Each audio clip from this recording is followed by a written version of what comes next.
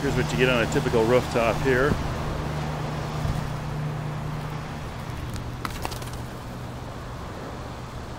You get these drains right here, and the birds will just nest right inside those things. Here you can see some babies here.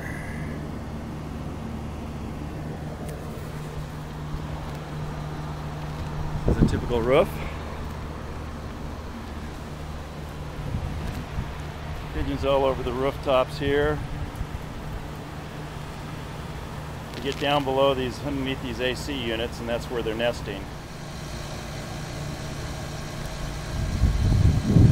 It's right where the pigeons are getting into, right underneath there.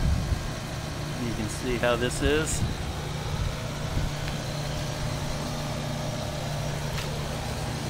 And I don't know how well you can see underneath there, but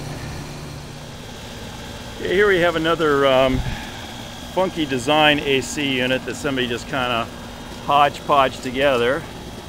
As you can see, they left this big huge opening underneath here, and it makes it perfect for the pigeons to nest up underneath these areas here, as well as all over the roof up in here. Here we have a swamp cooler. It's on a pedestal base, but it's also got some legs on it. And as you can see, the pigeons have started to sit in the shade. Most of the time there's not enough room underneath there for them to nest, but on this particular unit it looks like there might be enough room for them to nest. So you can see where other ones have different things in them.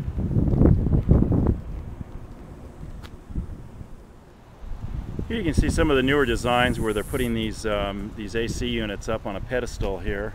It's all raised up.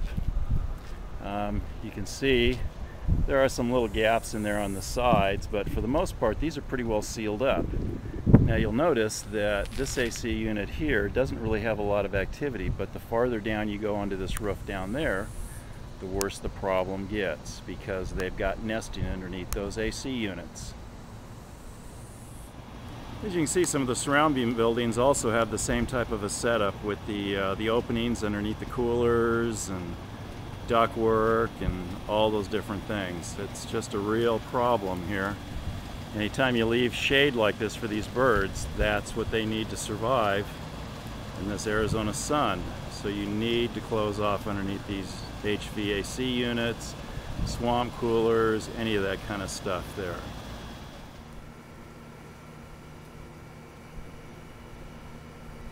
Here's a good example of solar panels here. You can see where the creates a lot of shade back there, and the birds can get back in behind those areas.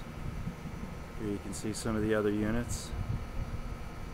This is why pigeons like to get on your roofs, because there's lots of places for them to roost and nest.